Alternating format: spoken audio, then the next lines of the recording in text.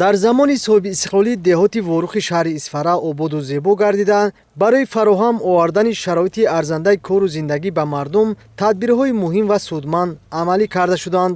бо дастгирии ҳукумати ҷумҳурии Тоҷикистон, мақомоти иҷроияи ҳокимияти давлатии вилояти Суғд ва шаҳри Исфара бахшида ба ҷашни 35-солагии истиқлоли давлатӣ иншооти таъиноташ гуногун бунёд ва мавриди истифода қарор дода шуд. дар деҳоти Ворух саҳмгузорӣ дар ободии диёрро рисолати шаҳрвандӣ ва ифтихори ватандорӣ медонанд. имрӯзҳо сокинони маҳаллаи Сари дашт мавзеи сайёҳиву истироҳатии Берикаҷро ободу зебо мекунанд.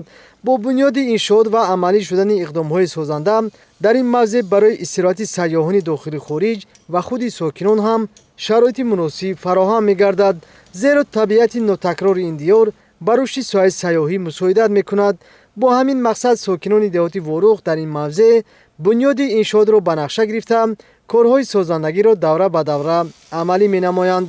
сарҷамъиву муттаҳидӣ дар корҳои ободониро сокинон нишонаи ватандорӣ ва ифтихори миллӣ арзёӣ мекунанд.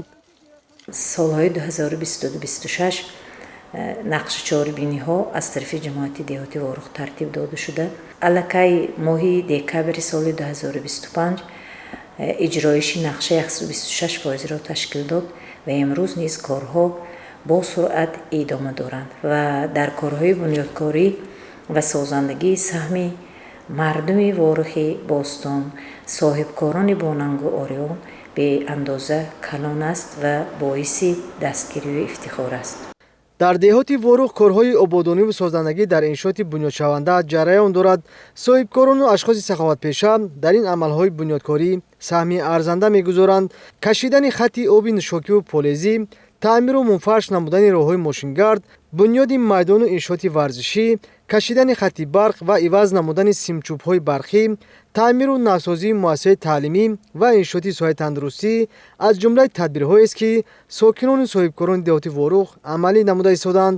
мардум тасмим гирифтанд, ки ҷашни бузурги миллӣ 35-солагии истиқлоли давлатиро бо меҳнати содиқона ва дастовардҳои арзанда истиқбол бигиранд.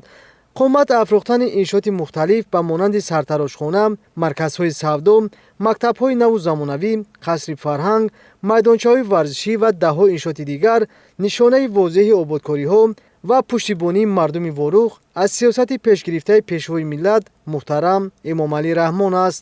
танҳо соли 2025 аз тарафи соҳибкорони ҷамоати деҳоти Ворух аз ҳисоби дастпарварони муассисаҳои таълимӣ зиёда аз 7.5 миллион сомонӣ барои таъмиру азнавсозӣ ва ҷиҳозондани муассисаҳои таълимӣ масраф гардид, ки ин барои беҳтар шудани сатҳу сифати донишандозии хонандагон бениҳоят таъсири мусбат мерасонад.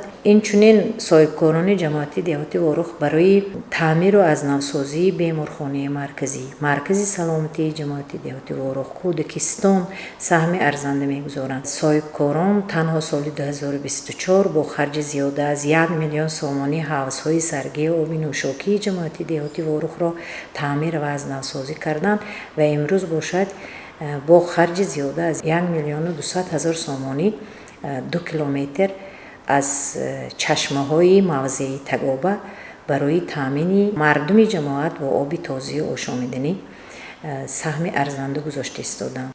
аз тозакориҳо ва ободониҳо маълум мешавад, ки деҳоти Ворух сол аз сол симои худро дигар намуда ба як макони ободу ҳамешабаҳор ва маҳалли зисти мардуми миннатдӯсту сулҳпарвар табдил ёфта истодааст.